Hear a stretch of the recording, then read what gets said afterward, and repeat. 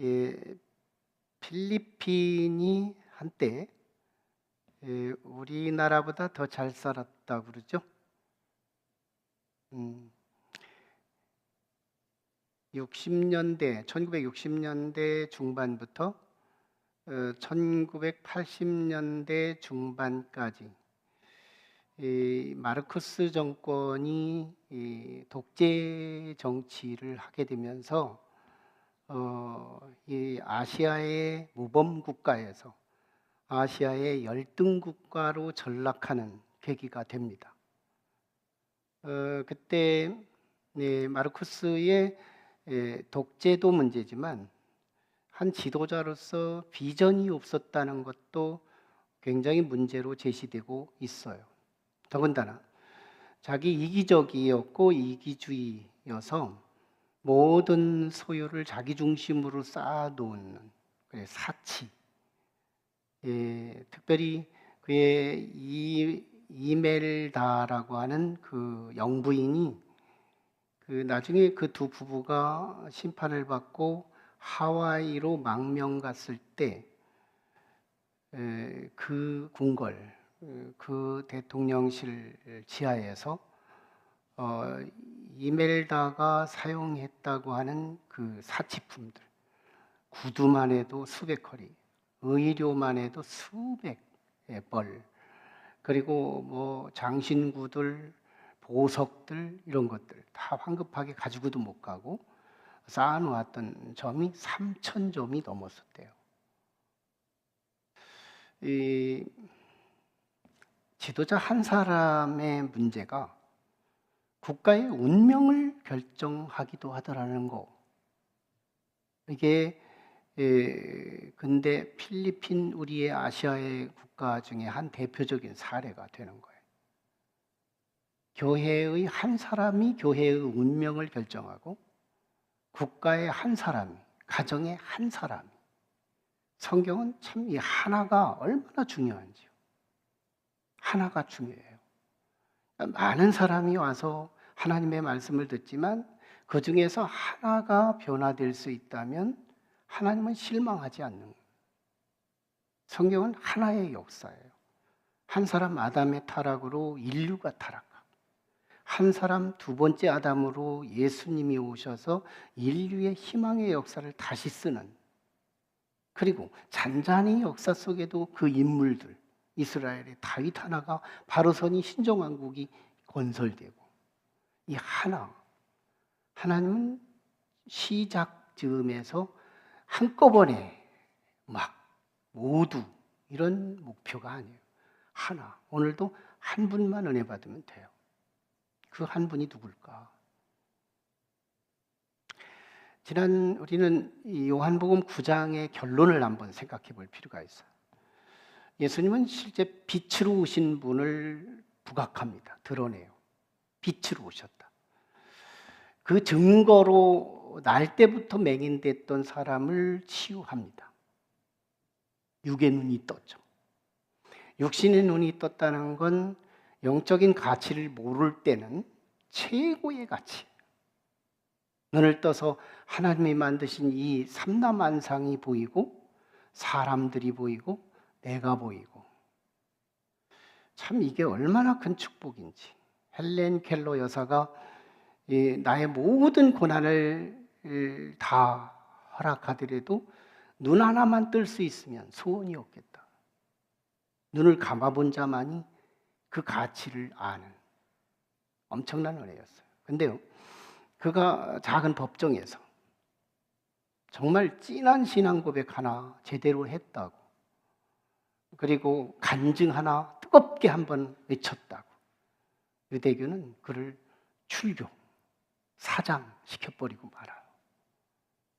그때 주님은 그 어려움을 당한 자기 백성, 목소리가 좀 바뀌었습니다. 수정 좀 해주세요. 그 자기 어려움을 당한 목소리 좀 잡아주세요. 어려움을 당한 그 사람에게 찾아오시죠. 그때 우리 주님은 아마 성령님을 선물로 주셨을 거고요. 예수님, 인간에게서 하나님이 보이는, 메시아가 보이는 영안이 열린 겁니다.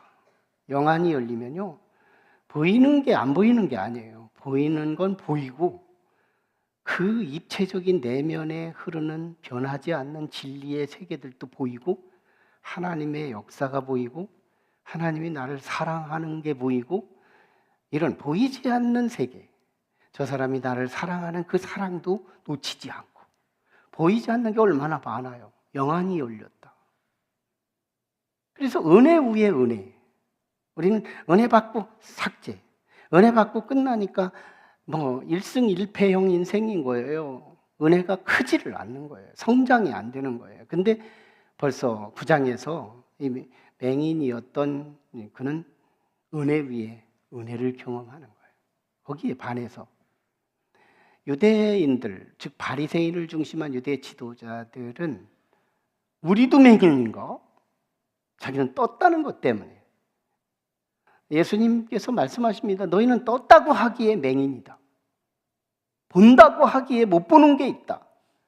이러면서 일책하시고 책망하셨던 게 9장의 결론이에요. 자, 그러면서 이제 한 지도자가 얼마나 중요한지 주님이 새로운 지도자상을 강화, 말씀을 하고 있는 거예요. 새로운 지도자상. 지도자 하나가 너무 중요하니까요. 우리도 이런 지도자 만날 필요가 있는데요. 새로운 지도자상. 이걸 이 백성은 레벨 있는 사람도 있고 그렇지 않은 사람도 같이 섞여 있으니까요. 여긴 제자들도 있고요. 여긴 바리새인도 있고 유대 지도자들도 있고 지금 예수님의 강론을 듣는 사람들이 이 아주 무리들이 다양한 층을 갖고 있어요. 이때 우리 주님 가장 쉬운 방편, 비유를 들어서 설교합니다. 이때 비유는 새로운 지도자상에 대해서 목자론을 가지고 나와요. 목자론. 예, 여러분 이 목자론은 우리에게는 낯설어요. 우리는 목자 문화가 아니기 때문에. 근데 이스라엘 사람들은 이 목자론이 오히려 더 쉬운 겁니다. 비유. 이 비유를 들어.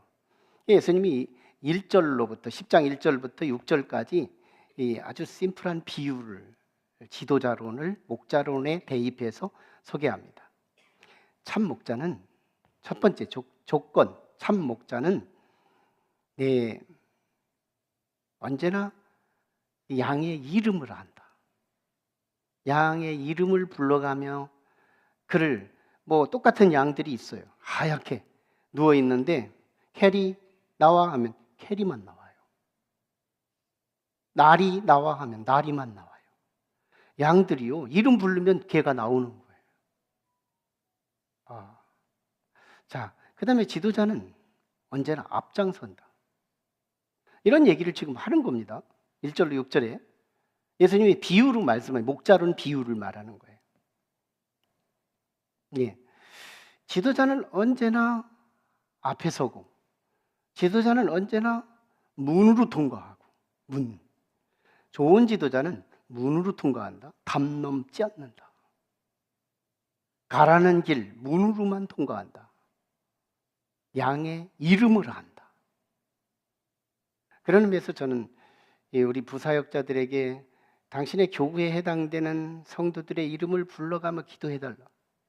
제가 하고 있으니까요. 셀 리더님들도 각각 자기 셀 가족들의 이름을 호명하면서 기도할 필요가 있어요. MD도 자기 맡은 새 가족을 위해서 기도할 필요가 있어요. 이렇게 기도하다 보면요, 최소한 우리 교회의 정식 성도만 되면 오중 기도를 받아요. 내 이름을 호명하면서 하나님 앞에 보고하는 그 이름이 오중 기도를 받는다. 이거 정상적인 거 아니에요? 너무너무 건강한 모습 아니에요? 좋은 목자는 양의 이름을 아는 거예요. 이름을 알고 부르고, 그리고 부르면 양의 목자의 소리를 알아듣고 반응하고 따라오는. 그리고 언제나 뒤서지 않아요. 앞장서요. 그때 양에게 길이 되고 진리가 되고 생명이 돼요. 양의 특징이 뭐냐면 3대 특징이 있는데, 양은 어리석습니다. 어리석어요. 지혜가 없는 게 양입니다. 그러니까 한 팔복 더위에 양과 양이 붙어 있어. 근데 덥다. 왜 그렇게 덥지? 지들끼리 떨어지기만 해도 될 텐데 이 미련하고 어리석어서 지들끼리 붙어, 밍크 코트 입은 놈들끼리 붙어가지고 욕창이네. 냄새는 왜 나지? 냄새 안 날 수 있어요. 조금만 지혜로워도. 근데 그렇게 어리석어요, 양은. 그 다음에 모든 파장, 어떤 소리에도 다 놀래. 크게 놀릴 거냐, 작게 놀릴 거냐. 이렇게 놀래미예요, 놀래미. 양이 놀랜다. 머리 끝에서 발끝까지 이렇게. 우리도 여기 파장만 다르게 꽝 하면은 막 다 놀릴 거예요. 그렇게 놀리는 거예요. 이 심장이 약해. 네. 그리고 근시 아니에요. 멀리 보지 못해. 다른 양의 엉덩이까지밖에 안 보이는 거예요. 그래서 엉덩이 따라만 가는 것이 양이에요. 그래서 양에게는 목자가 꼭 필요한 거예요. 양에게 목자가 없이 광야로 엉덩이 딱 이렇게 쳐서 내보내는 양이 뭐냐? 그 염소는 저주받은 염소. 사탄에게 드릴 때 유대 제사법에 나오는 거예요. 그래서 엉덩이 딱 치고 광야로 내보내면 얘는 시간 문제예요. 언제 맹수 만나서 언제 갈기갈기 찢어져서 짐승의 뱃속에 들어가게 되는 거예요. 그냥 죽는 게 아니에요.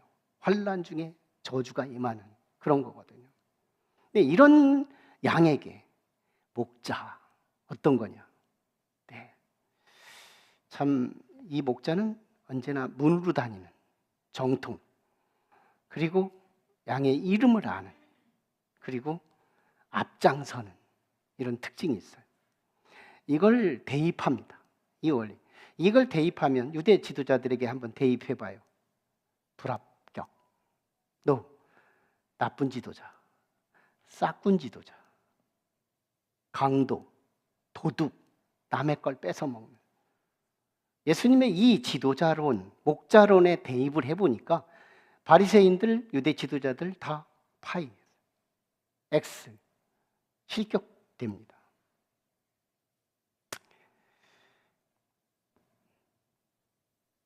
자, 그러나요? 비유로 말씀했기 때문에 유대인들 알아들었을까요? 못 알아들어요. 여러분, 비유를 설교하면 각 둘로 나눠집니다. 저게 무슨 말일까? 하는 사람이 있고요. 와, 더 많이 이해가 된다 하는 사람이 있는 거예요.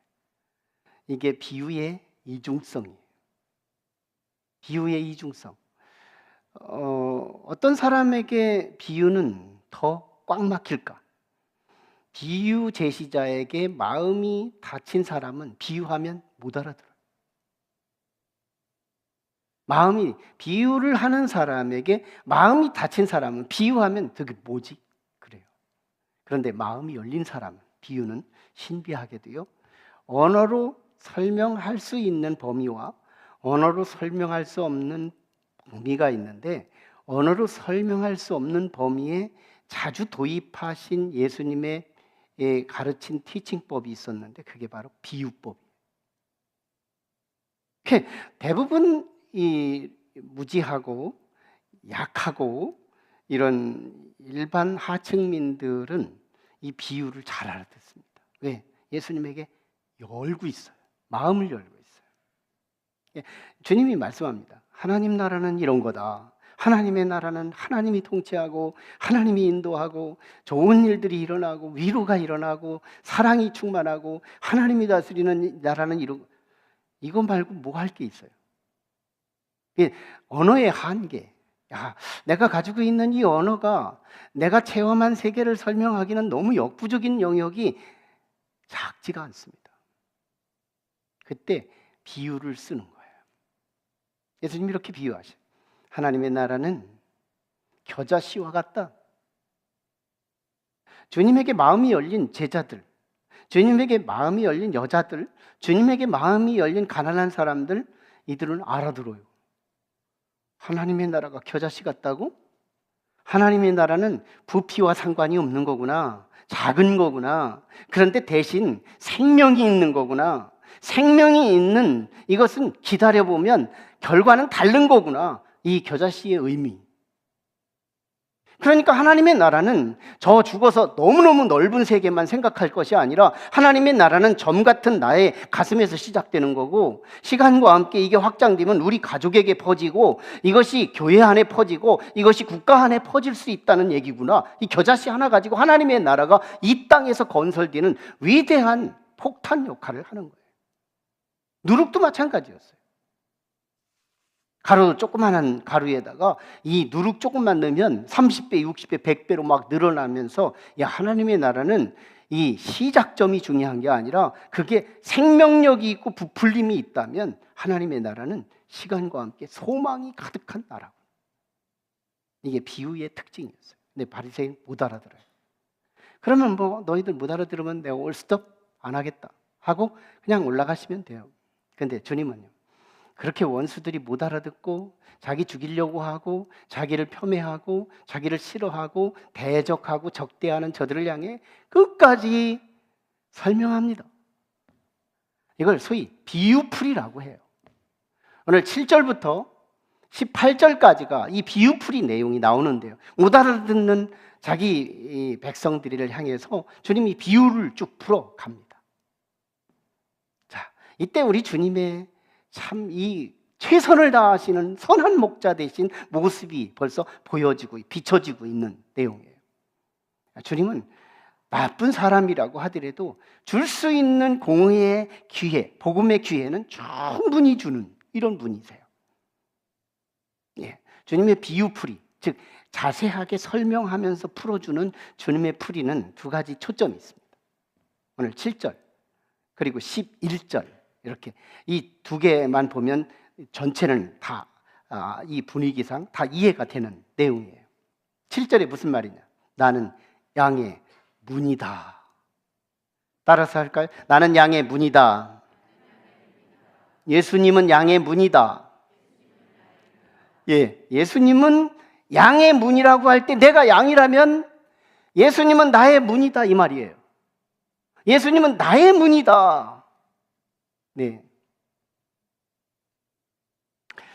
자, 이건 모든 것의 기준이에요.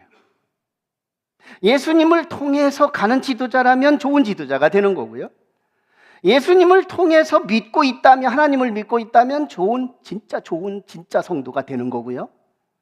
예수님을 피해서 지도자가 자기 스펙 가지고 자기의 지식 가지고 자기의 재능을 가지고 지도자 노릇을 하고 있다면 탁월한 지도자라도 나쁜 지도자가 된다는 거예요. 그런데 예수님을 통해서 지도자가 되고 있고 예수님을 통해서 예수를 믿고 있다면 그는 진짜가 된다는 거예요. 나는 양의 문이다. 굉장한 기준을 두고 있는 거예요. 두 번째는요, 11절에 나는 선한 목자라. 이 소리를 딱 듣는 순간 이거 혼란이 와요. 아니 나는 양의 문이다. 왜 한 본문 안에 이렇게 두 코드를 주면 나를 헷갈리게 하는가? 우리는 헷갈려요. 그런데 히브리 사람들은 알아듣습니다. 그래서 우리가 히브리 문화를 이해할 필요가 있는 거예요. 히브리 유대 목장 문화, 목가적인 이 분위기의 그 문화가 있는데, 히브리 사람들이 양의 우리를 지을 때 선한 목자는 이렇게 짓습니다. 벽을 짓고요. 그리고 문은 하나만 짓습니다. 문은 하나예요. 오직 들어가는 문에서 나오는 문이 하나밖에 없어요. 양의 우리에 두 개가 문 있는 경우는 거의 보기가 어렵습니다. 이건 상식이에요. 목가 문화의 상식입니다. 하나밖에 없어요. 이게 바로 예수 그리스도예요. 이 목장은 이 세상에서는 교회를 말하고요. 이 목장은 죽어서는 천국을 말합니다. 교회의 문은 오직 예수 그리스도요. 천국의 문은 오직 예수 그리스도라는 말이에요. 예수 없이 교회를 다닌다면 그는 성도래도 비성도요. 예수 없이 천국에 간다면 그는 가짜이고 거짓말인 거예요. 예수님을 통해서 교회에 와야 참 그리스도인이요, 예수님을 통해서 천국에 가야 그는 구원인 것이지, 예수 없이 교회 생활, 예수 없이 천국은 불가능하다는 거예요. 예수는 나의 문입니다. 교회의 문입니다. 천국의 문입니다. 그런 점에서 예수는 길이요 진리요 생명이라 이 대입은 절대적인 진리가 되고 있는 거예요. 선한 목자. 자, 그런데요, 양의 문과 선한 목자 포함 관계를 따지면 누가 포함하느냐? 선한 목자가 양의 문을 포함합니다. 두 개는 사실은 같은 건데요, 히브리 문화의 목자, 좋은 목자들이 목장을 지을 때는 문을 하나 이렇게 해놓고 그 문짝을 달지 않는다는 것이 히브리 그 목가의 문화의 배경이에요. 문을 달지 않아요. 좋은 목자는 그렇습니다. 나쁜 목자는 쌀이문이나 판자떼기 같은 거 해서 문을 해놓고 놀러 다 다니죠. 집을 일 다 알아다니는 거예요. 그런데 좋은 목자는 문을 따로 만들지 않아요. 대신 목자가 대신 그 자리에 가서 문 역할을 합니다.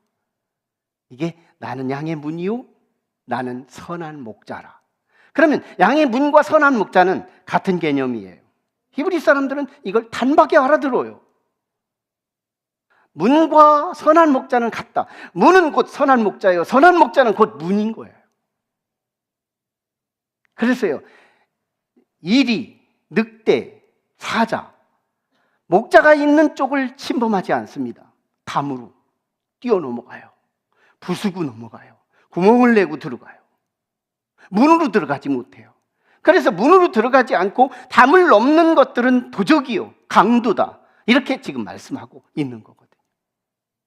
자, 여기서 우리 주님이요, 이제 싹군 목자와 선한 목자를 비교해주고 있습니다. 누가 싹군 목자냐? 공통점과 차이점이 있는데, 공통점은 일상 때 아무 일이 없으면 저 대통령과 이 대통령이 같고, 저 시장과 이 시장이 같고, 저 목사와 이 목사가 같고, 평상시에는 다 그렇습니다. 이 장로님과 저 장로님이 같고, 평상시에는 이 권사님과 저 권사님이 같고, 평상시에는 이 성도와 저 성도가 같은 거예요. 그런데 비상이 오면, 이리가 나타났다, 늑대가 나타났다, 또는 사자가 나타났다, 맹수가 나타났다, 이때 싹군은 돈이 목표이기 때문에 돈이 안 되고 목숨의 위협을 당하면 도망가 버립니다. 어디로든지 도망가 버리고 말아요. 그런데요, 선한 목자는 내 눈에 흙이 들어가도 내 뒤에 양 한 마리 상할 수 없다. 나부터 죽이고 가라. 이게 선한 목자예요. 이게 예수님이세요. 나는 선한 목자라. 그래서 당신은 이 십자가의 결국은 유대인들에게 팔려서 로마인들에게 십자가에 처형되어서 억지로 끌려가서 죽는 것 같지만, 오늘 본문에서 주님이 뭐라고 말하느냐면, 그들에게 내 생명을 빼앗긴 게 아니라 나는 내 생명을 스스로 버렸다. 누구를 위해? 양떼들을 위해 버렸다고 말하고 있는 거예요. 주님은 로마의 병사들에게, 유대의 지도자들에게 생명을 빼앗겼다고 말하지 않습니다. 주님은 도망갈 수 있었고요, 얼마든지 천사들을 동원해서 그들을 방어할 수도 있었어요. 그런데 굳이 당신의 생명을, 양떼를 지키기 위해, 내가 죽지 아니하면, 내가 막지 아니하면 양이 죽으니까, 그 양이 나라면 어떡할 거예요? 그게 나라면, 오늘 우리 각자라면, 나를 살리기 위해 주님이 먼저 나를, 내 눈에 흙이 들어가지 않는 한 내 뒤에 있는 양 한 마리는 죽을 수 없다고 하는 그 양이 나라면, 이거 애착 있게 들릴 거예요. 그 목자가 나를 위해서 죽겠다는 거예요. 그러면서 우리 주님이요, 16절에서 이 우리에 속하지 않은 다른 한 무리가 또 있으니 그 무리를 위해서도 내가 죽겠다라고 말합니다. 이건 유대인과 이방인, 오늘 우리까지를 함축하고 포함된 선한 목자의 범위를 말해주고 있어요. 중요한 건요, 이제는 예수님이 나의 문이다, 이것이 굉장히 중요하지만 우리는 선한 목자가 더 중요해요. 여러분, 우리 인간은 누구를 막론하고 양이에요. 저도 양이에요. 저도 돌봄이 필요하고, 저도 구원이 필요하고, 저도 그리스도가 필요한 사람이에요. 이 세상에 어떤 떵떵거리는 지도자들, 대단히 괄목할 만한 지도자들이 있다 하더라도 그들은 하나님 앞에 양입니다. 우리는 선한 목자 흉을 낼 수가 없어요. 선한 목자에게 기가 죽으라고 주시는 말씀이 아니에요. 양된 우리는 누구나 선한 목자가 필요하다는 거예요. 선한 목자와 같은 말, 같은 마음, 같은 뜻, 같은 비전, 같은 목표, 같은 방향을 향하여 그분과 나와의 하나가 될 수 있느냐는 거예요. 선한 목자와 어떻게 연합할 수 있느냐? 선한 목자와 내가 분리가 아니라 하나로 코팅될 수 있느냐? 이걸 지금 묻고 있는 거예요. 오늘 본문에서 우리에게 요청하는 건 당신에게 선한 목자가 있느냐고 묻고 있는 거예요. 우리 모두가 선한 목자가 되라는 말이 아닌 거예요. 1차적으로 내게 선한 목자냐고, 목자가 있느냐고 묻는 거예요. 나는 목자가 필요한 존재예요.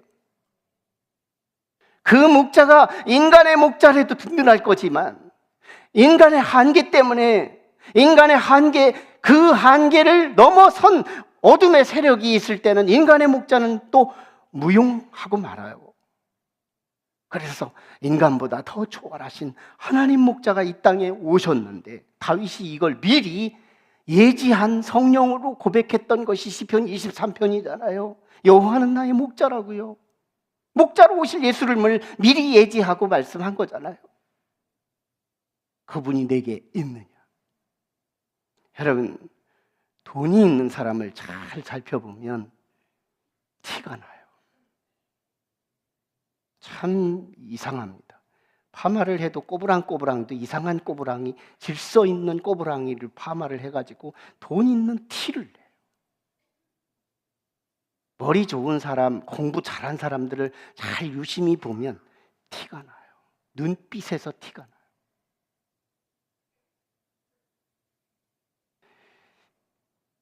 사람이 그 분야에 오래 머물고 그것이 자신의 어떤 기준과 척도를 가지고 있는 사람들이 시간과 함께 그 속에 녹아지면 DNA가 바뀌면서 그걸 티를 내요.